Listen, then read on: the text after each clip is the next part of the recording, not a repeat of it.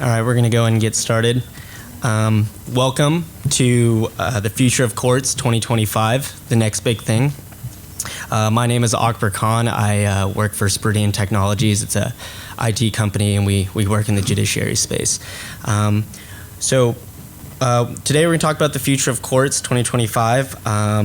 Our two, basically the theme of this session, it's more of a workshop, is we'll share the remarkable results from an international survey of 200 court professionals identifying some of the most likely scenarios that could affect courts in 2025. So within the next 10 to 15 years, some of those issues you will be seeing. So our two speakers today are Phillip Knox and Peter Kiefer. Phillip Knox is a general jurisdiction court administrator of the Superior Court of Arizona in Maricopa County. He's responsible for the operations in civil, criminal court reporting, court interpretations, and jury services. Mr. Knox previously spent 4 years as the deputy court administrator and 6 years as a family court administrator. Mr. Knox graduated from law school in Texas and holds a master's degree in public administration and criminal justice. And Mr. Peter Kiefer also works for the Maricopa Superior Court since 2001. First as a criminal court administrator, then as a regional administrator, and now he works as a civil court administrator. He also has over 15 years of experience, and he's also done work in Liberia and People's Republic of China, and he's conducted a lot of ethics presentations around the country and overseas. So without further ado, I'll give it to the speakers. Thank you. Thanks for coming today. Phil and I are going to spend about the next hour and 10 minutes sharing with you the work that we've been doing on surveying various professionals on the future of the courts. Before we start out, I want to just share with you two things. One is we conduct a very highly interactive program, so we welcome your questions and your comments. We really work very well when we get a lot of feedback. And then secondly, we do not hold ourselves out as gurus of the future. We are not here to tell you what the future is going to be. What we are going to do is how we view ourselves is pretty much kind of like reporters. We're going to feed back to you a lot of the information that you have already given us, those of you who have filled out the surveys that we have done, and we're going to tell you some of the results of those surveys which involve various scenarios that could involve the future of the courts. So with that, okay, thanks, Peter. And just a couple other notes before I get started. If you haven't noticed, there's a camera moving around in the back, and hopefully the word workshop didn't scare any of you off. When we do ask questions of you, or if you want to offer something for us and the others, we're going to try to take it down audio, so we would have to have you get the mic, so it might take a little bit of back and forth.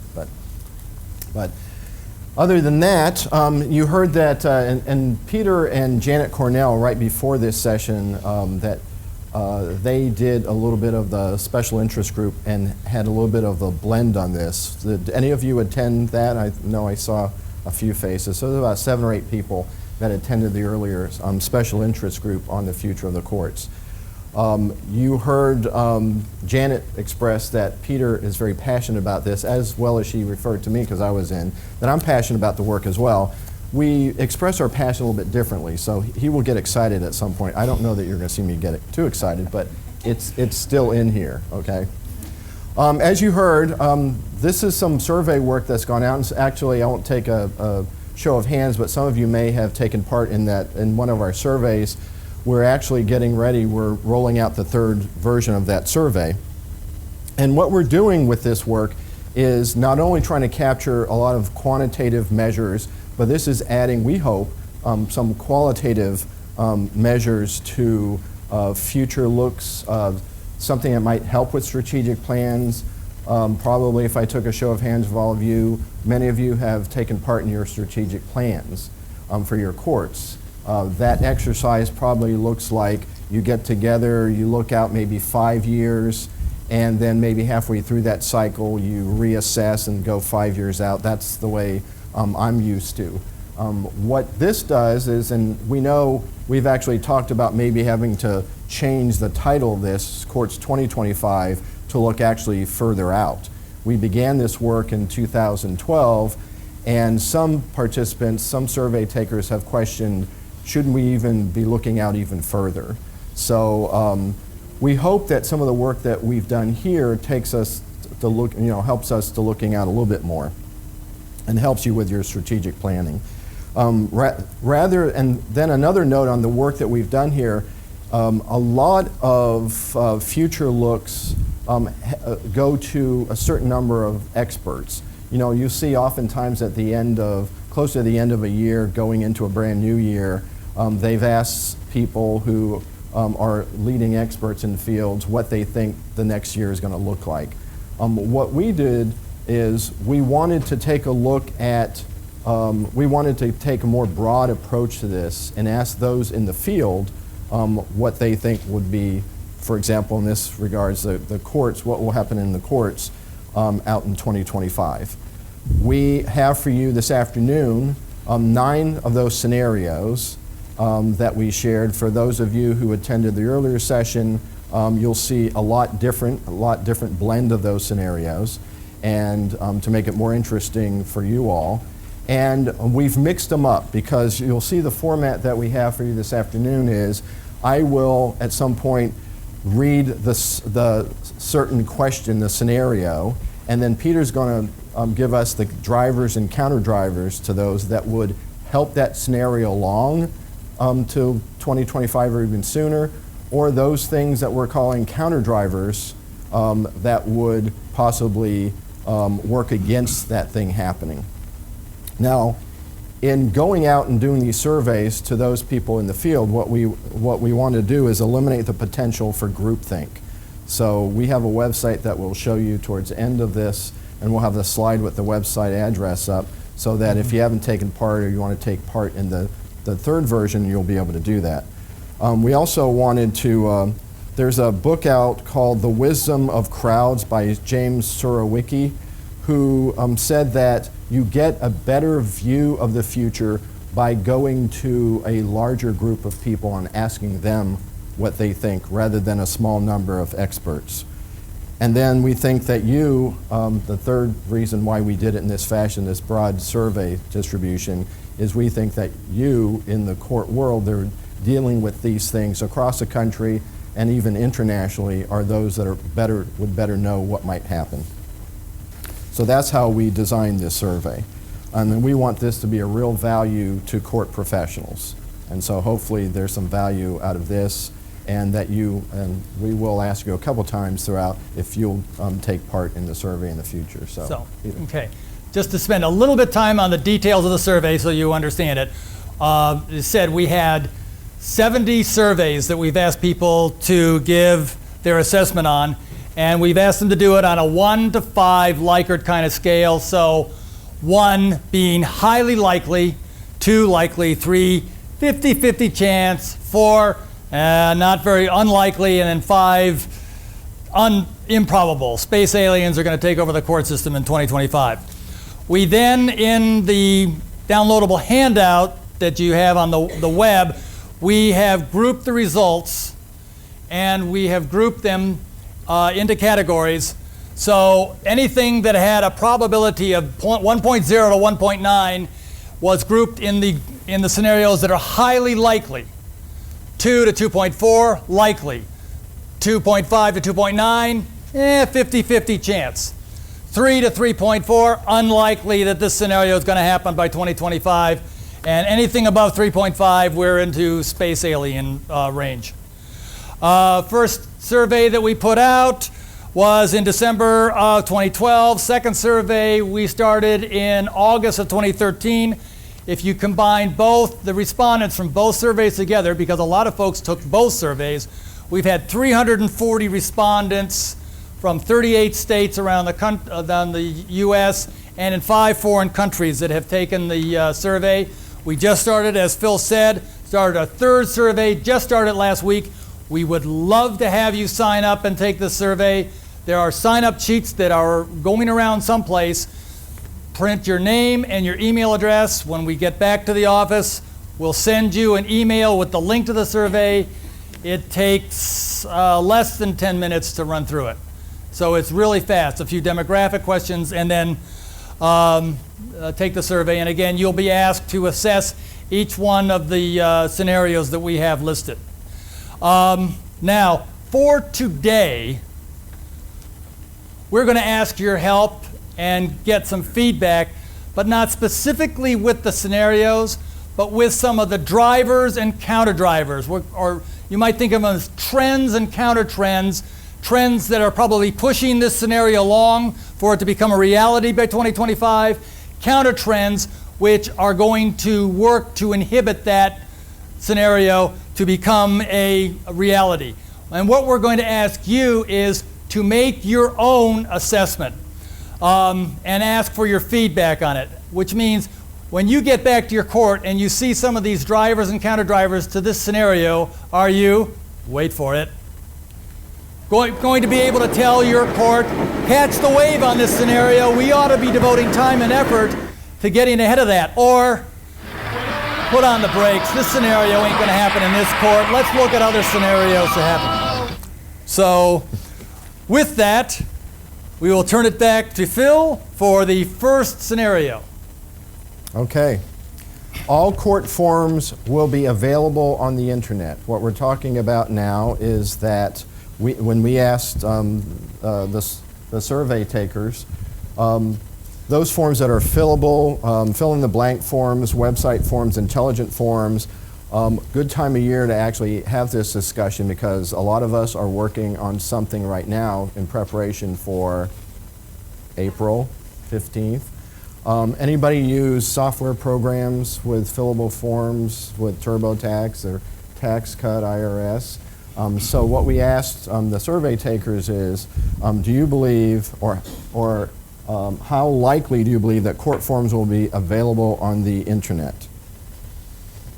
So, okay, let's look at some of the drivers and counter drivers on court forms are going to be available on the internet. So, drivers. One part is court forms in their paper format are cost a lot of money. They cost a lot of money to store, to print. When there's a change in the law, when there's a change in the rules, you got to throw out all your stockpile. I remember sometimes years ago we had to throw out almost a year's worth of forms that we had stockpiled, which cost a lot of money to store and cost a lot of money to produce. Also, internet forms as another driver. They're easier to read. Judges like them. I have had a lot of complaints over the years of a judicial officer saying, I'm trying to read this, you have a fill-in-the-blank form, but he's written it in crayon, and I can't even make out what they're saying. He wants a name change, and he's misspelled his own name in 2 different places. Counter drivers. What's prohibiting this from becoming a reality?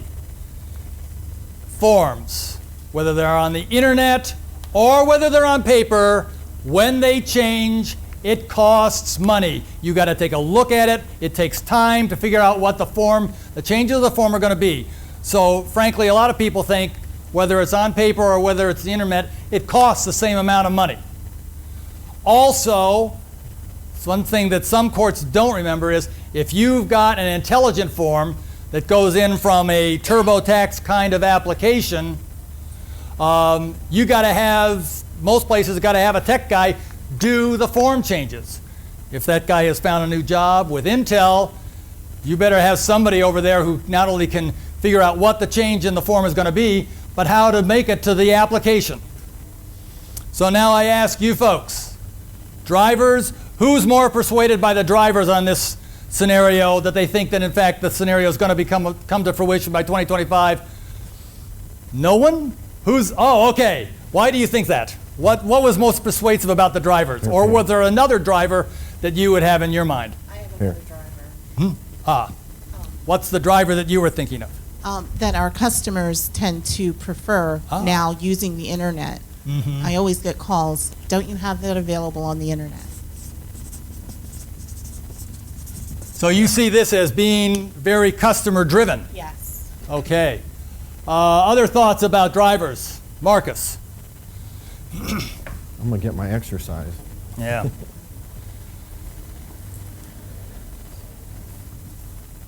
Yeah, thanks. I hate to make you guys run so much, but really I think in the end it's all about data. And that's when you look at the websites and look at the social media and whatnot. So I think the users would be happy to enter data, and I think that's what they're going to expect from that customer service standpoint. Okay. Anybody more persuaded by the counter drivers that this is not the counter drivers are going to prohibit this from becoming a reality throughout the country? Anyone? Okay, so the drivers have it. Okay, and the result?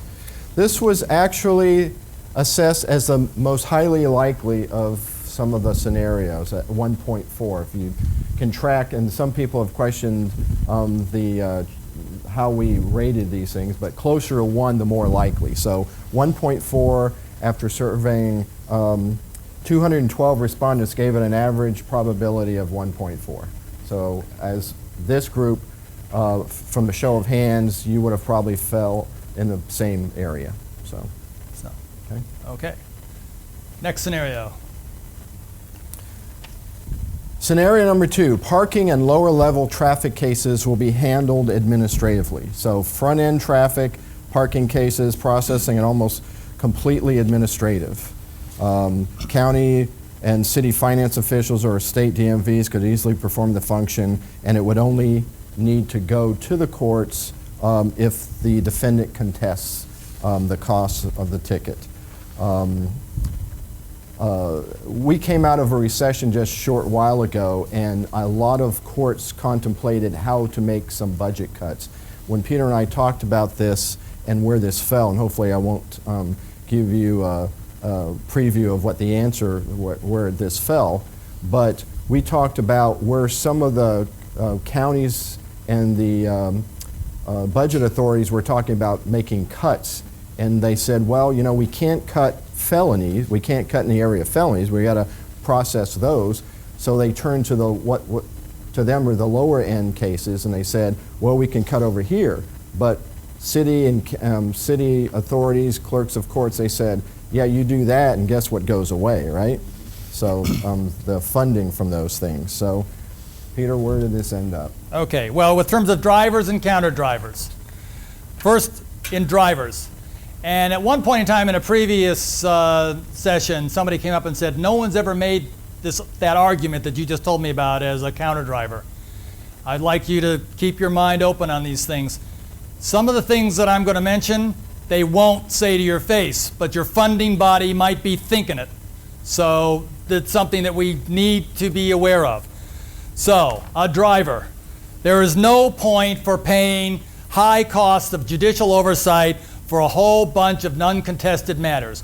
Most parking tickets do not go to become contested, and frankly, most lower level traffic tickets for speeding or careless driving do not go to become contested. People send in their money, they pay their fine, they forfeit their bail, and be done with it. To have the court handle it, which means judicial oversight, costs too much money. It's far easier to have your city finance department or possibly even your state Department of Motor Vehicles handle these things at a lower level. In fact, there has even been some driver arguments that you could get hearing officers, again, at a much lower cost, to handle the first round of contested hearings, and then refer the case only if it is appealed from the first line hearing officer. That's one of the drivers. Counter drivers. There is only one place where you are going to get an absolute unbiased assessment of your case, and that is in America's courts.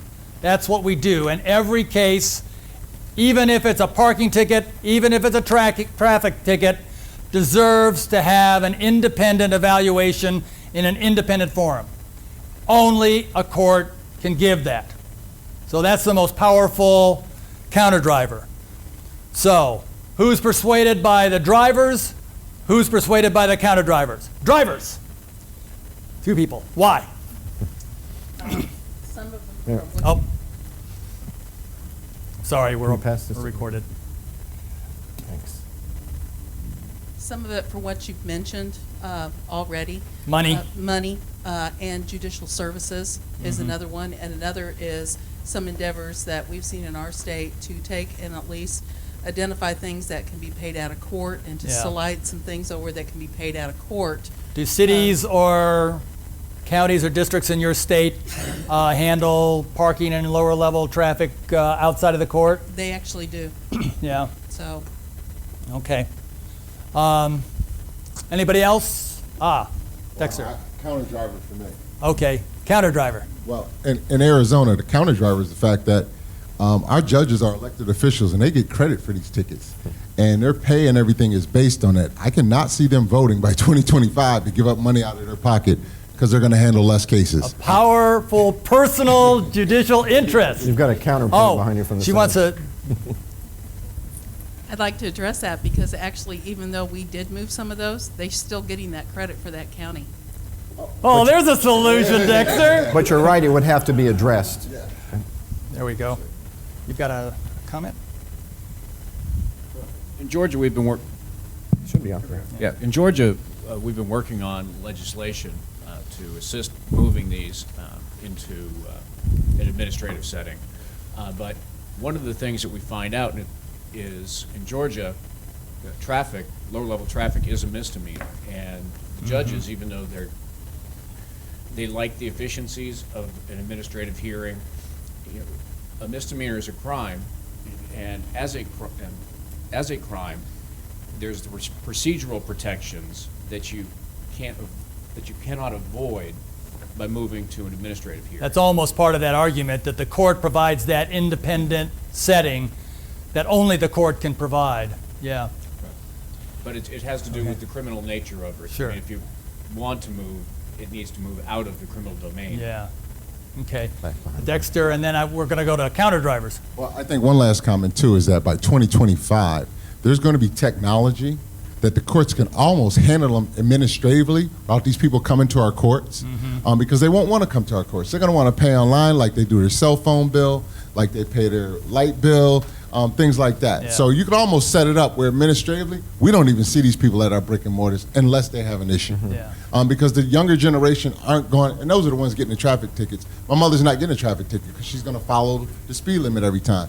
But those younger people God who are bless her. speeding, they just want to pay it and be done, Yeah. and they don't want to see where we're at. They want to Yeah. go online, they want to get on their PDA or iPhone or whatever and say, boom, done. Yeah. Get a credit card and be done with it. Okay. Counter drivers. Who was more persuaded by the counter drivers here? Yes. Why were you more persuaded by the counter drivers? That's what he said about Okay. the misdemeanors. Mm-hmm. What he said about the misdemeanors. So as long as these matters have a criminal aura to them, they need to be handled by the court. And in some states, that goes down pretty low. Anybody else who was more persuaded by the counter drivers? Okay, one thing that I forgot to mention, and we'll do now, is Phil and I are always on the prowl for new big ideas that we can put into our next survey, which hopefully you'll get to assess. So periodically, I will be asking, do anybody have any new ideas about new surveys or new scenarios that could occur by 2025? And for somebody who comes up with a big idea, you get a big cup Reese cup. I got a couple of them up here. So with that, I turn it back. Oh, yes, Jeff, you already have a big idea. I'm throwing this thing over to you. What? Here. Is this, there's been some stuff just recently talking about, there's been some articles recently talking about the advent, not this year and not next year, but 2025, pretty good bet. A lot of self-driven cars. And one of the implications on that was what happens to the funding source of traffic violations and parking violations and the entire use of Americans by cars when that happens. That would be a funding, or that would be a counter driver, because you'd basically be dealing with a much, much smaller set of activities here. Maybe not totally gone away, but certainly not what it is today. Okay. So, Phil, what did we see in the survey? Ready? Yeah. Does anybody have any other comments? Let's see what the He survey wanted said. his candy, but you didn't give it to him. Who? Oh, all right. All right. 209 Here. respondents. I can do this without Peter. 209 respondents ranked this at 2.2, which you can see from the scale is likely. And actually, through this the survey analysis, we have the ability to drill down to the respondent. You know, if they're in limited jurisdiction, general jurisdiction. We actually have AOC participants in this group, so we can give you some of that as well. To drill down to the general jurisdiction respondents, gave it a highly likely at 1.9 probability, while limited jurisdiction respondents gave it only a 50-50 chance. So interestingly, the persons who are working in this area that's closest to this topic, tickets and minor traffic, give it a 2.6, which is a coin flip. And then general jurisdiction suggests it's more likely at 1.9. Any thoughts or comments on why the groups maybe had some disparity as to where they thought this might fall? Well, once again, I think in a general jurisdiction, this type of case is just an add-on. It's not the real case why it's there. It's just an add-on. And so they figure that's the least thing they can just knock off the calendar or get out the way. When you talk about limited jurisdiction, city courts, that is their business. And so, once again, I don't know that anybody wants to give up their business somehow, some way. Now, we might want to do that business differently, but to say that we're going to be out of that business is going to be a little bit difficult by 2025. And Dexter, when you say their business, it might actually, you could consider it could be their livelihood.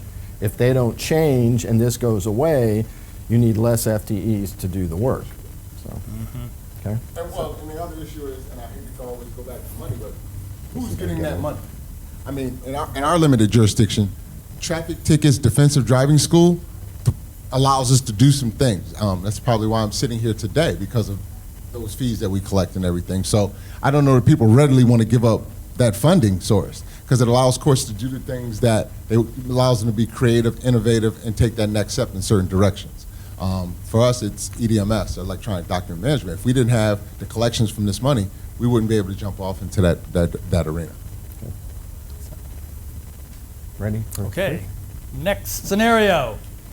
Scenario number 3, private groups offer grants to courts. Anybody here receiving money from other than general fund or any private foundations, for example? Okay, and I know we've done some of that. But private associations start offering grants to courts and other government agencies in order to advance specific agendas. Justice agencies already received some grants from the Annie Casey Foundation, Robert Wood Johnson Foundation, Eli Lilly, local bar associations, and I should probably strike this one. It says even Target, but we have to make sure that those You have to just give up transfers your password to Yes. get the grant. But, you know, of course, we have to make sure that we balance the court's neutrality and all this. I know a lot of us, when we thought about receiving the money, we probably had meetings to discuss a lot of those things about, you know, what would it be like, you know, are there possible conflicts? What if they now file cases in the court, et cetera? So what did we find, Peter? So, okay. Drivers. One of the most powerful drivers is this isn't anything new. It may sound like it's new, but problem-solving courts have had 501c3 nonprofit organizations which are frankly pretty much sponsored by either the local bar or the state bar or other private organizations to assist in problem-solving courts. They've been giving gifts, they give travel vouchers for transportation, sometimes they give housing, they give out prizes. So frankly, it's not that big a stretch to take a private funding operation that is going on. Now, admittedly, it's to a fairly specific portion of the court operation, usually your drug court, your mental health court, maybe veterans court. But how hard is it going to be to expand that to other operations and maybe some of the main operations of the court? Counter drivers. Okay. Private organizations supplementing a court's operating fund in any way is a gigantic red flag for potential bias. It's pretty hard to think of a situation where there might be the taint of bias if a private organization is funding any kind of major portion of a court operation. So that's the powerful counter driver. So let me ask you, who's persuaded by the drivers? Carl, why are you persuaded by the drivers? And I'm going to talk slow until Phil can get to you. You know, when you asked, do we have anything grant funded? We do. We have something called the Juvenile Detention Alternatives Initiative, funded by the Annie Casey Foundation. Annie Casey is the mother of the owner or the CEO of UPS. And so I've watched those grant funds drive how we handle juvenile cases for like the last couple years. And we even have a grant-funded position in the courthouse.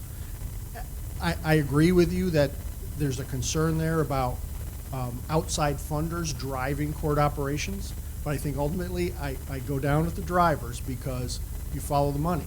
And the courts let themselves be bought, frankly, I think pretty easily. Mm-hmm. And so I think that that ethical concern about letting ourselves be bought is true, but I don't think it has much influence or effect at all. You think eventually we'll follow the money and we'll find a way around any ethical or legal issues and turn bias and be able to start helping to accept money in areas other than just problem-solving courts and even a wider area. Interesting. Dexter. I guess I would argue that this is a reality because when you talk about funding in today's world, in most courts, the first thing your funding bodies ask you, is it a mandated function? Not is it good for your community, not is it good for the betterment of the people that come through your doors, but is it mandated? We don't have enough money to do the other stuff besides the mandates anymore. And in order to get to that other stuff that really impact our communities, impact the people we serve, there is going to have to be some private-public ventures that allow that to happen, to give that, and I call it the extra, to be able to allow courts to go that extra mile. No more courts just sitting on the bench, just being cut and dry anymore. And that's from our specialty courts. They're involved in somebody re-entering back into our communities. They're involved in making sure people have housing, making sure people have the social services to find a job. I mean, those are going to take some private-public partnerships to solve the ills of our communities. It's just a reality. Okay. Any other comments? How about counter drivers? Who's more persuaded by the counter drivers that this thing just isn't going to take off in anything more than possibly the very limited area of our problem-solving courts, and possibly not even then? Anybody persuaded by the counter drivers that they outweigh it? So everybody thinks that we're going to eventually start taking private money for more and more various court operations. Okay, yes, sir. One thing that would stop that is legislative concerns about courts taking private money. And if and I could really see them, there's enough legislators left to understand the ethical concerns, and I can see that a ban coming that way through legislation. Let me ask you and ask all of you in terms of saying that, because clearly one of the immediate responses to what you said is the legislature says, the state legislature says, we have an ethical concern about you taking money, but we're not going to give you enough money to operate. Is there another big idea out there that anybody can think of?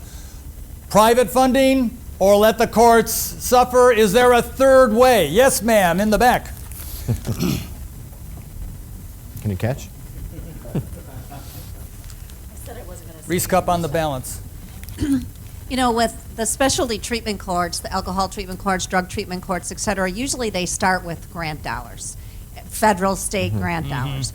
Those dry up. We all know that. 2-3 years into these programs, we can assess user fees, but depending on the audience or the litigants that we're serving, they may or may not have an ability to pay a thing. So after these grants are gone, what do? We're going to have to look at some of these private funding opportunities. And then another area is volunteer donations. And I think that's one thing that the courts are missing, especially in these treatment courts. Put out your stories where you've had some successes. How many graduates? How many people? What is your recidivism rate at the beginning versus now? And ask for donations. But we're going to have to start accepting private money if we want to continue to do what we do. Jail doesn't work. We all know that. So we're going to have to provide treatment, but that costs money. Okay. Other thoughts? I have one last one. I'm going to get your own mic for you. You know, if you study courts and you study the efficacy of courts and everything, there's also a push that says private industry can do some things a lot cheaper than we can do it because of the bureaucracy that we face. It just is what it is. So those partnerships will exist in terms of a cost savings measure as well, because they change faster than we do. You know how it takes to change something in your courts or in your state? It takes a monument, whereas private businesses, they're into making profits, but they're also into changing quickly to adapt to the need of today. Not, getting there we get technology, and when you get technology, it's already old because it's already something new out there. And we can't adapt as fast as the private sector can. To the lady's comment in the back, I was with the family court, and we had a family court, drug court, for example, and I don't know that the Board of Supervisors, who's our funding agent, would have given us money for bus passes for people who are not employees, for teddy bears and toys that we were giving to the participants so that they could pick something out and give it to their kids, kind of thing. So, I don't know, you get a budget line for those types of things. It almost has to come from some other source. Let me get the far back and then I'll come back, Carl. I'm from Florida, where we have a lot of privatized prisons, which are largely part of several national prison corporations, all of which donate heavily to legislative campaigns in our state. That's a couple of steps away from the court, but not too many, honestly. Yeah. And I think that one of the things that that I would say we should be careful about, and not that I'm in a position to make that happen, but it just seems to me that when we start taking money from private groups, we really need to be careful about the strings that are tied to that money and what's required in order to receive it, and whether or not it is in any way going to bend justice in an unjust way for the people who are affected by whatever program it is that these people are funding. Okay. Let me go. Over there, I had a hand here, then I'll come back. You still have a comment? A really quick one. I think we've convinced ourselves that we can accept private money and it doesn't affect our neutrality and impartiality, but I think for us to think that we can accept that private money and it's not going to change how and what we do is nuts. Really? Say something. Well, now I don't have to call him nuts. Me? No. But my name's Howard Gentry. I'm from Nashville, Tennessee, criminal court clerk, the home of Corrections Corporation of America. And if you hadn't made that statement, I was about to go there. We just have to be careful.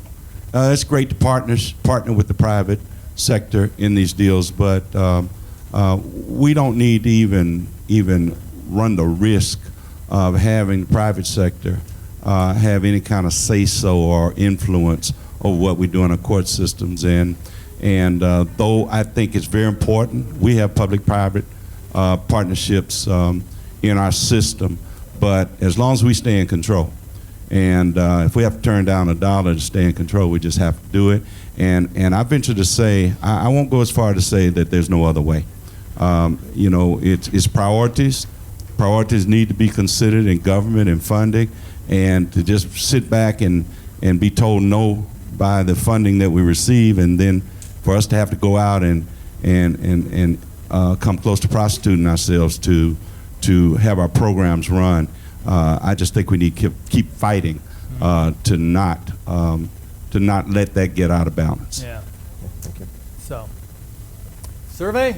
All right, if I recall correctly, out of 180 participants who answered this, it ends up being a 2.5, which is kind of a coin flip on this one. So, you know, what we learned, because Peter and I have done some dry runs with about a dozen people at, back at our home court and brought this to them and had full discussions. Those that are 50-50 or closer to that usually engender more of a conversation and difference of opinion. So this is one of those that, and then two, limited jurisdiction respondents and state court administrative office staff, both as separate groups, gave this a likely assessment of 2.4 and 2.2 probability respectively, and then general jurisdiction gave it the 2.7, which is even slightly higher at almost a coin flip. So on to scenario number 4. Court hearings will be by audio video. I suggested to Peter we got a different photograph for this because I don't know of any court that would have an audio video with leather couches and the like. It sure looks a lot like Best Buy.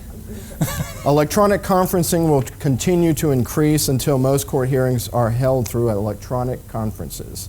Hearings with parties physically in the courtroom will be exceptional, be the exception rather than the rule. So. Okay. All right.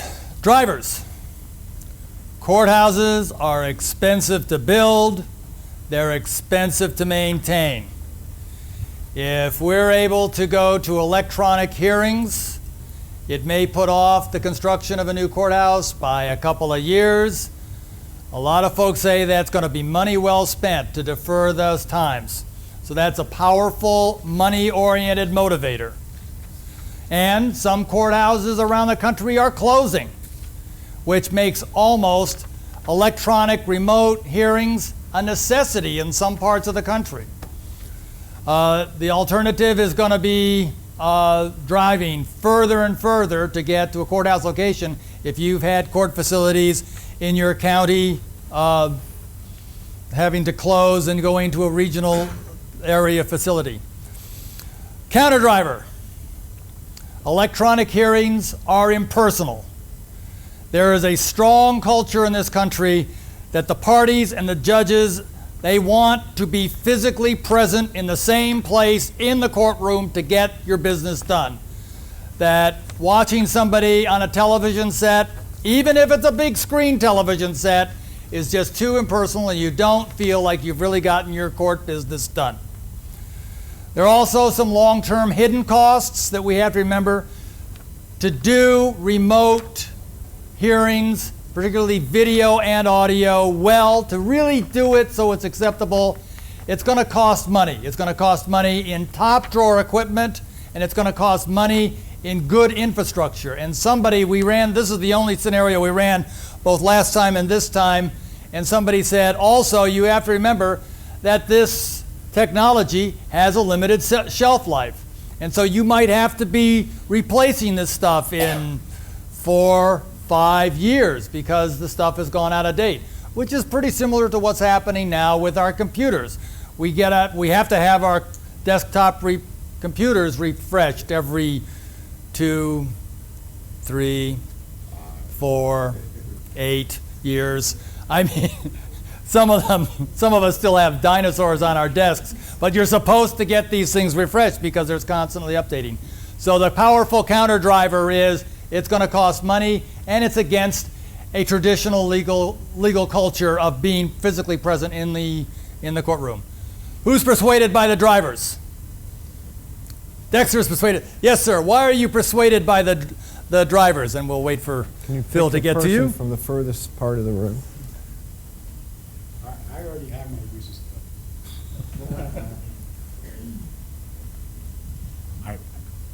I just believe that's the way it's heading. Mm-hmm. I think the technology and the young kids are already going to expect it. I mean, I have a 6-year-old grandson who's already better at Skyping and things than I am. So they're going to expect, if it's especially minor things, misdemeanors and stuff, that Okay. Who else was persuaded by the drivers? Sir? I think we're already doing it in a lot of certain situations. We're Mm-hmm. already doing it from jails and hospitals. And, to me, What has been your experience with the equipment? Because I've heard that comment a lot from a lot of different places, is if you don't have really good equipment, it doesn't look very good and people don't feel like they've gotten a satisfying experience. Prior we had a closed loop system, so it wasn't an issue. Right now, it's not too bad of an issue. We're using it on some of our probation cases as well when people are in custody. Honestly, our biggest obstacle is working with law enforcement on that. Their thought in our jurisdiction is it takes 2 deputies to guard the person so the equipment doesn't get damaged. We don't agree with that, but that's a different. Do they have any? Do they give any concessions to the elimination of some forms of transportation that they usually have to make, or are you guys close enough that transportation's not a big deal? We're right across the street. Okay, so transportation in some counties is a big deal. It is. Not there. Okay. So I think in a lot of ways it'll be resisted, but I think the reality is it's a variation on a theme that has already existed in the past, even going back to things like circuit courts, except here, you go to the court remotely. Okay. Other comments? Who's persuaded by the counter drivers? Well, sorry. I had Dexter. one, because my real issue, I think you're going to have to change the question. Because the question is not about the audio or the video. It's the expectation of that generation in 2025 who are going to say, I'm not going to the courthouse. I am too busy. I want to Skype. I want to Google. I want a web meeting. I want, I want a webinar. I want anything else but showing up at your brick and mortar. That is not what they're going to want in 2025. And I think of my daughter. She's already too busy for a lot of stuff now, and she's got some interviews next week. They're all through audio. They're all through audio, and people don't want to sit in one location. So the question is not the technology, because the technology is going to get better. Think about your phone now, and think about that big phone you had when you first got your cell phone. You looked like you were on MASH. Yeah. You carried around that big cell phone with a big dial and everything. Now you carry around a phone this small. By 2025, the technology is actually already there. The question is, can we pay for it? To get the better resolution, the better pictures, the conferencing call. It's already there. Can we afford it right now? So all we're waiting for is the price to drop down. Because in corporations, I got a friend that works for GE. He's always mobile. He's always mobile. And that's all they do is have a mobile meeting. And so people are going to expect that when it comes to courts as well. And the other last point I want to make about this, let's talk about the 60% or the 70, I call it. Not the 1v2s, 3 or 4s. I'm talking about the majority of people coming into our courts that we can easily solve their problems. You're always going to have that issue where you need to bring a person to our court. But for the 60% that come through, the 6 out of 10, they're going to want this. They'd be in and out. Think about how you pay for your driver's license or how you pay for things now. You do it online. And so I just see that as an extension. I think we're going to give Dexter a big cup for the big idea and give him a little sugar high because I think he's losing it. Okay. And I somewhat agree with Dexter. However, I work in jury services, so I would love to have a jury trial with everybody having a smartphone. But the reality is the generations are catching up with one another. So I don't know if that older generation will be ready to have a jury trial in their living room while they Skype in and, do stuff like that. So I agree with you. However, I don't know if the generations will catch up by 2025. Okay. Got some other...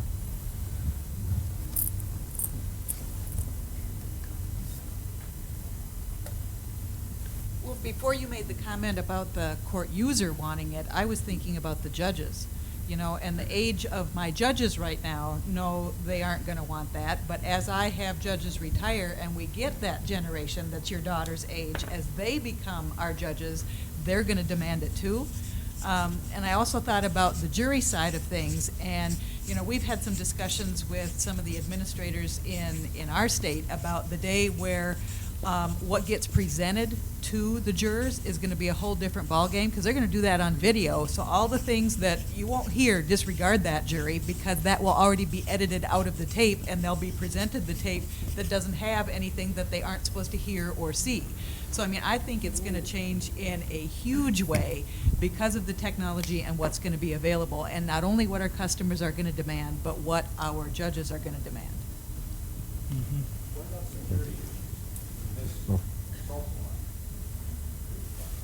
One of the things I think is interesting about situations like this, or some of the other ones we've been talking about, is that I think people, my age and younger, unfortunately for institutions, want the choice of one way or the other. Like, you sort of look at, are we going to go all of these this way or all of these this way? I don't think that's even what we're looking for. Like, I might want to bring this one in, but I might want to do this one online.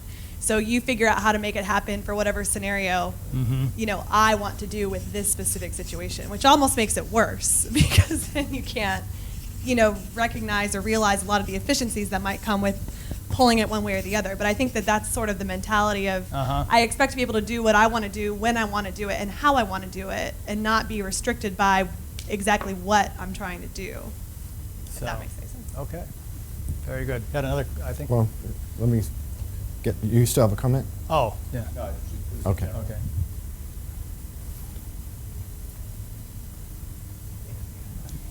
If we can just think about for a second how education is transforming, starting with grade school and then, the colleges, adult programs. They have converted, there's bricks and mortar schools, but online studies are surpassing in classroom work. And if we think about that, it's difficult. The transition's difficult because these institutions or these school districts are maintaining 2 programs right now, but online studies are surpassing face-to-face education in at many levels. And what she said, I think society wants to have that choice. And so we have to respond to that. Okay. Oh.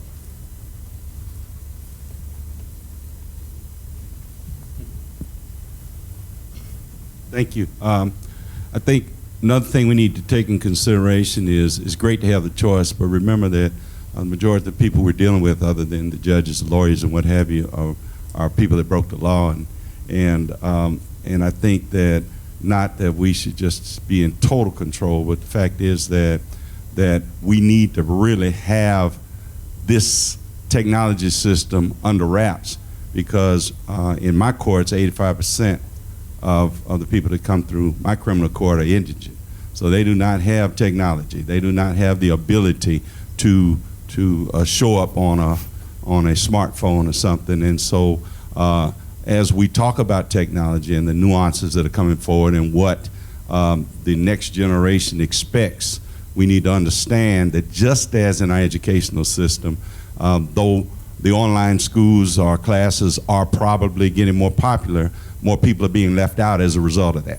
And so in our criminal system, in our court system, not just criminal, but in our court system, we need to also take in consideration the resources and the abilities and the lack of education of those that we're serving.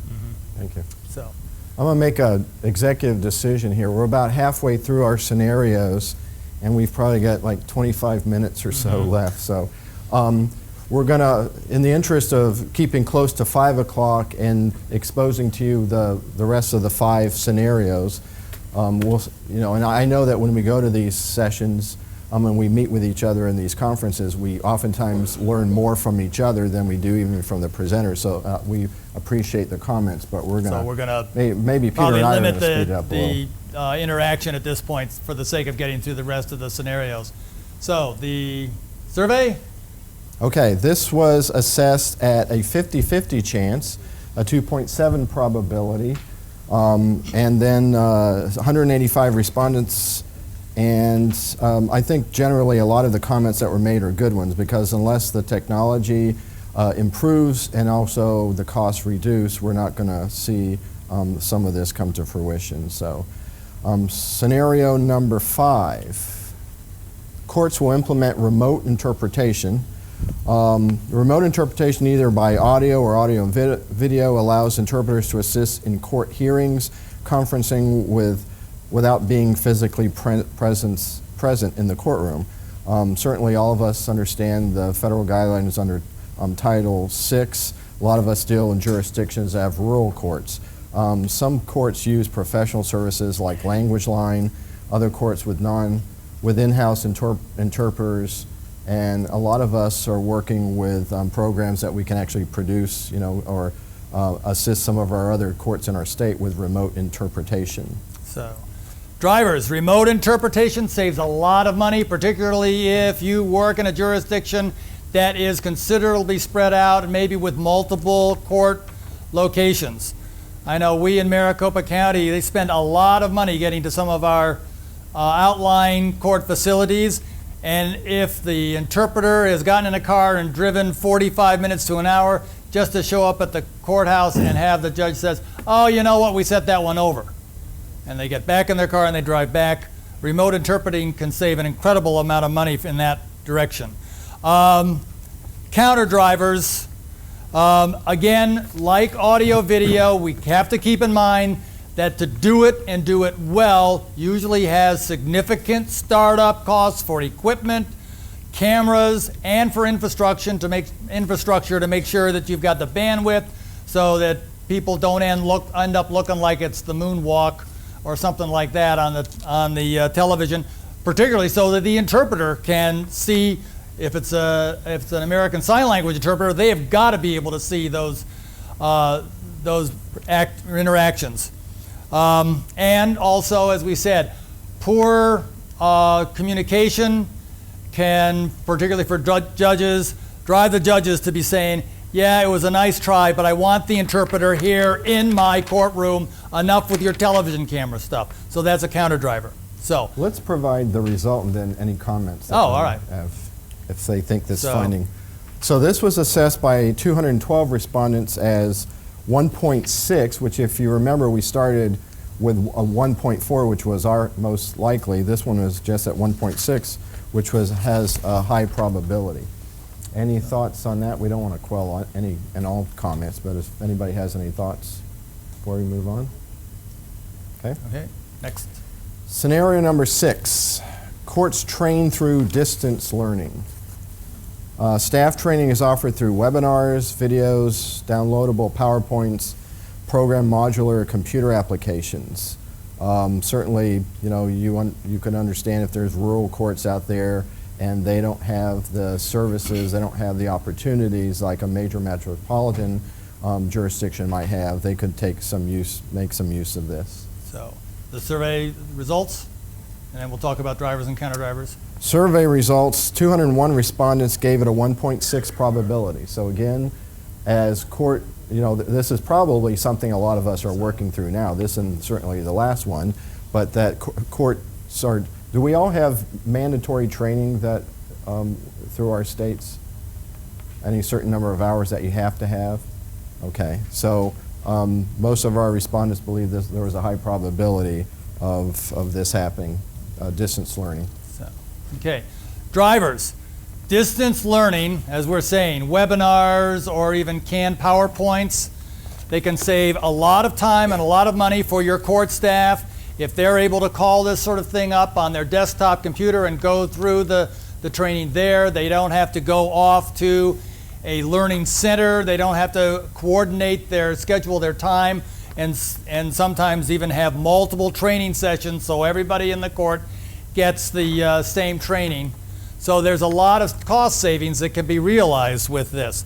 Plus the fact that you don't really have to worry nearly as much about the individual staff's schedule. They can take this thing at their convenience when they have some downtime, as long as they maybe respond to you, certify that they have gone through the training session.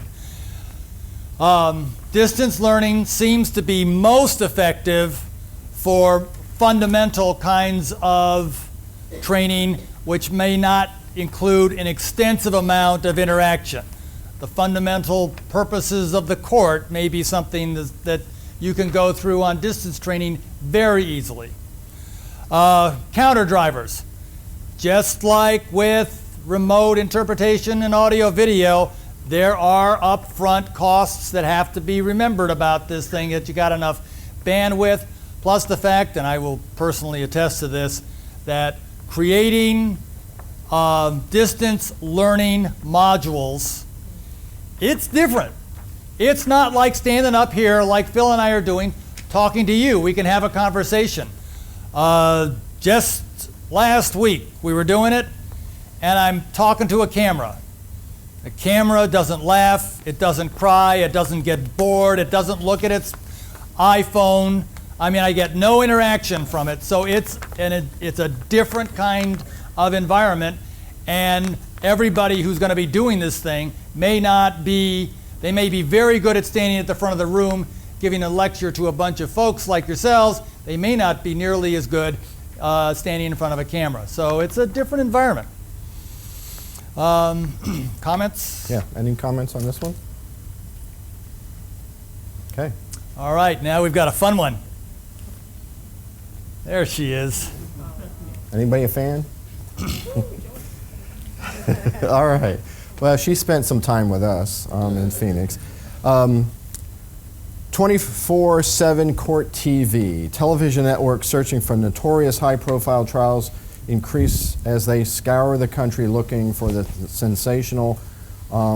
next sensational case to put on. We're actually gearing up in Maricopa County for Arius #2.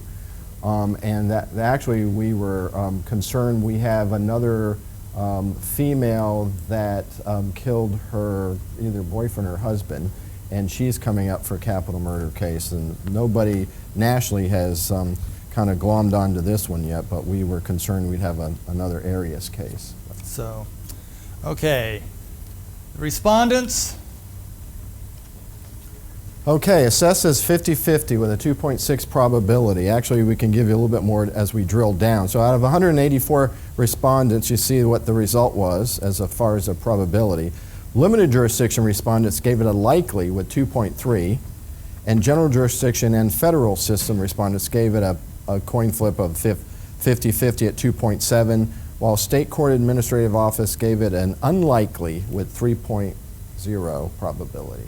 Okay. Any thoughts on why, those different segment groups would have given it a different score? Now I scared everybody from asking or making comment. So. Okay. All right. Drivers. High-profile drivers have been with us for a long, long time. This really isn't anything new. If you go back to 1964, the Jack Ruby trial was actually on television, a significant portion of it, and recently, boy, we can name the litany. O.J. Simpson, Rodney King, Casey Anthony, Jodi Arias, Jordan Lynn Graham in Missoula, Montana, and of course George Zimmerman, and now what's his name, Michael Dunn in Florida. So I mean, the litany continues all the time. And frankly, this is pretty hard stuff even for large metropolitan courts that have some resources to bring to bear on these kinds of trials. Smaller courts can actually be completely overwhelmed by this media circus. Counter drivers, just to let you know, these trials, you hear this, that sometimes they won't tell it to your face. These trials really don't have much impact on your court. They come in, there's a couple reporters, you just do what you're supposed to do, carry out justice, everything's going to be fine. And some folks have that attitude. Maybe so. Or what you might call the tornado attitude, we'll worry about it when it comes to our jurisdiction. And you know what? It could happen. It could never get to your court. You just don't know. Has any big case like this come to your court? Does anybody have developed protocols as how to deal with the media and these things? Does anybody want to talk about them? Let's see head nods, but okay. In Georgia, we have an annual conference called the Bar Media Judiciary Conference, where topics like this are discussed. But in Atlanta, we're blessed to have CNN and a lot of news outlets, so we do get some really good commentary from the news media. But we have judges, and they talk through these issues at a continuing education seminar-style conference. Mm-hmm. And that happens annually. Okay. Judge Stevens, who held the Arias. We got something in the back? Yeah. Judge Stevens, who held the Arias trial, is going to go back in with a new jury to try to get a decision on the penalty phase. Has actually, if you want to look for that Arias 2 on TV, you're not going to find it. she's relegated. What we learned is cameras in the front where you can get the attorneys, you can get the defendant at her table, et cetera. So there are going to be 1 or 2 cameras all the way in the back with nothing else, and now it's not all that interesting to the media. So that's probably we're not going to see much of that one now. You just partially made my point. Okay. Which I wanted to make. I don't know if it's 50-50 chance or not, but I just wanted to make a statement on behalf of the counter drivers. Mm-hmm. I think that we're even having trouble remembering who the defendant du jour is, what that person's name is. There's some kind of fatigue that I think the general public feels about all of this. There are going to be diminishing returns for the networks. There are already diminishing ratings for the networks. That's a good point. In 1984, when I was in law school, we all got together to watch the final episode of MASH. My study group got together to watch the final episode of MASH. 125 million people watched that.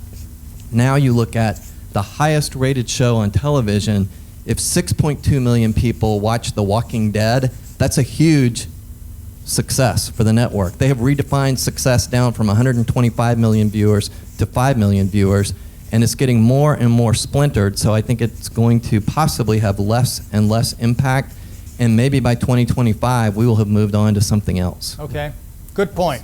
I think you deserve a big cup at the end of the program for that one. All right. One comment on it. As more and more courtrooms get cameras in the courtroom, either security cameras or our own cameras for handling audiovisual evidence and so forth, most courts or courtrooms are going to be able to handle providing a feed to the press just to handle a trial like this, so they don't have to bring their own cameras into the courtroom. Yeah. I mean, the court can actually just give the press a feed off of that. Yeah, that is a good point. On the other hand, though, oftentimes the security camera isn't anywhere close to the resolution that the networks want. Camera, but yeah, I think you some can of the other cameras, you can offer that. for Yeah. AAV for audiovisual evidence and so forth are quite good, and Yeah. you can do that. Okay. So we're moving on. Number 8, alternative work schedules become the norm. I'm telling you, if your staff had alternative work schedules and you took those away, you're paying for it still 6 years later. When we ask employees what they want, we have employee satisfaction survey. That is one of the top vote getters. Employee pressure for more flexibility coupled with the budget pressures force courts to adopt flexible work schedules. This will likely, and probably give away some of the counter drivers and drivers here, is likely going to be tied to generational issues. But you see here, assessed by 216 respondents gave it a 2.4 probability. We're actually, as we drilled down and looked at this, we did a demographic look. Baby boomers and Gen Xers gave it a likely as 2.3 and 2.4 probability, respectively. Millennials gave it a 50-50 with a 2.6 probability. Federal court respondents gave it a highly with 1 point, they're never. Anybody from the federal courts here? 1.9 probability. The state court office and general jurisdiction gave it a 2.4. So, okay. Very quickly, drivers. We've been talking about it today. Telecommunication enhancements could be available to your staff, making the various aspects of alternative work schedules, working for home through telecommunications, changing your schedule, coming in at 6, leaving at 4 or 3, or the 980. So there are variations of this thing, but electronics certainly makes it more appealing and more possible. Certainly e-filing would mean that you would be able, not that you don't have to have paper to do your work, you can get it on the screen on your desktop if your desktop is in your kitchen. Counter driver. There is still a very strong cultural backing or a cultural tradition in the trial courts, particularly of having folks at their desk, at the courthouse, ready to serve you as you personally walk up to the counter. And that's going to be pretty hard to change. Also, there's another aspect for us as court administrators. As alternative work schedules catch on in all their variety, I think it's going to have a change in how we manage. I mean, you still hear a lot of court administrators say, I like to manage by walking around.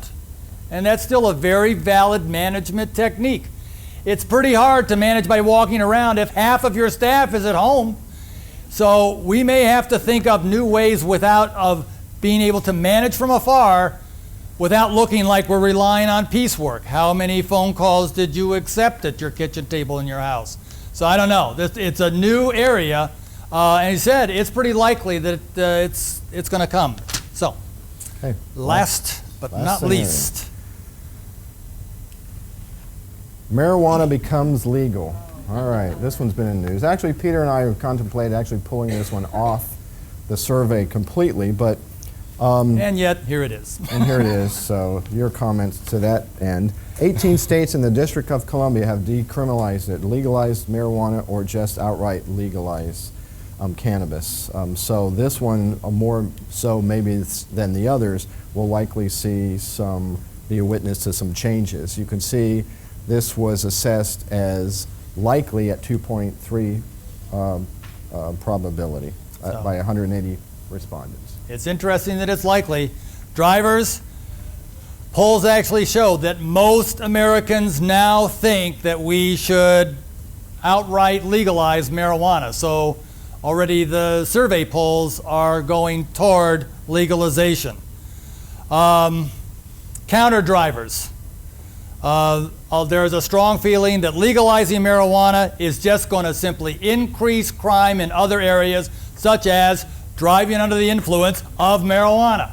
So it does nothing really to the ultimate underlying operation of the courts. And that's a pretty powerful counter driver. Also, one of the crowning jewels of courts right now are drug courts, and there's a pretty strong feeling that legalization of marijuana as a counter driver isn't going to affect drug courts at all, that it won't have any effect. Something at least to think about and exactly how that is going to work out, but it's fascinating. So, that's our last scenario, and we're going to leave you going in an entirely different direction. We've talked about 9 different scenarios this afternoon, ranging from those that this group said was highly likely, you might want to prepare for, to those that are like 50-50.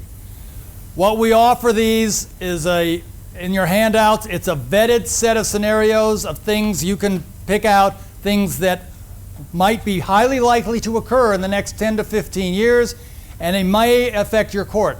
When you're updating your strategic plan, we certainly invite you to think about using any or all of these in your updated strategic plan. It would be fun.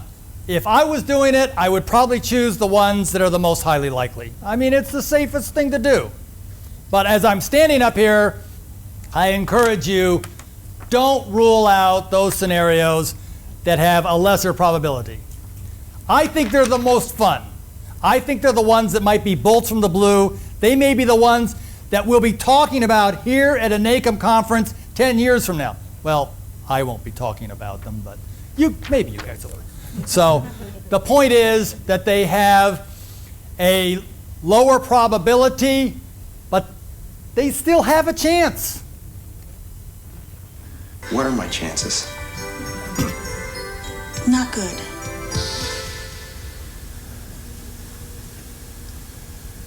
You mean not good like 1 out of 100? I'd say more like 1 out of 1,000,000.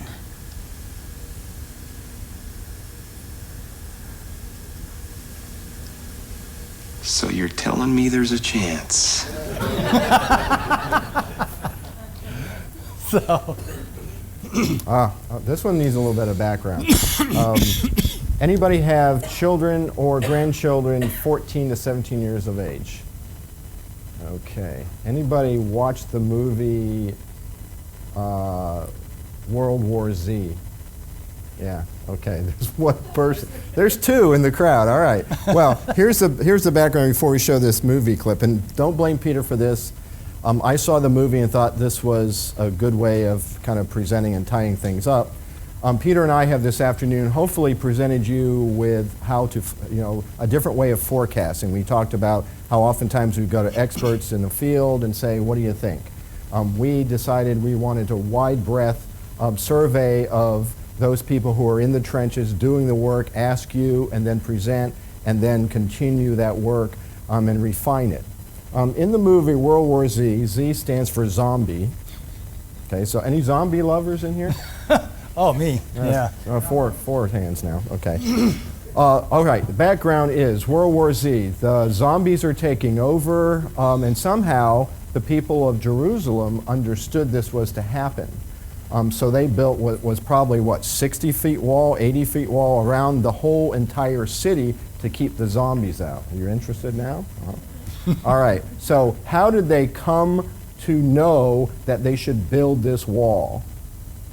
They have this, I don't know if this is true, but in the movie at least, they have this system of forecasting, looking into the future, what they call the 10th man. So. Okay, the 10th man. So we decided to make a change. Change? The 10th man. If 9 of us look at the same information and arrive at the exact same conclusion, it's the duty of the 10th man to disagree. No matter how improbable it may seem, the 10th man has to start digging with the assumption that the other 9 are wrong. And you were that 10th man? Precisely. Okay. They had 10 people. 9 of them said this is what we need to do in response to this. And since all of them agreed, they turned to the 10th person, this 10th man, which was this gentleman, and he said, the zombies are coming here, build the wall. And it's, I won't ruin this for all of you who are now going to rush out to see it. Spoiler alert. But it saves Jerusalem for a while. Okay, if you choose the 10th man, or if you choose some other way to look into the future, we do suggest you can get ahead if you look back. Even if you look ahead, but don't forget to look around you because a lot of stuff is happening. And finally, we invite you, don't forget to write. We'd love to have you take the survey. There's my email address. Sign up on the sign-up sheets. If you can write fast enough, you can actually access the survey directly, but I would suggest just write me. We'll send you an email. It has a link. It's simple. It's easy. Thank you very much for your help.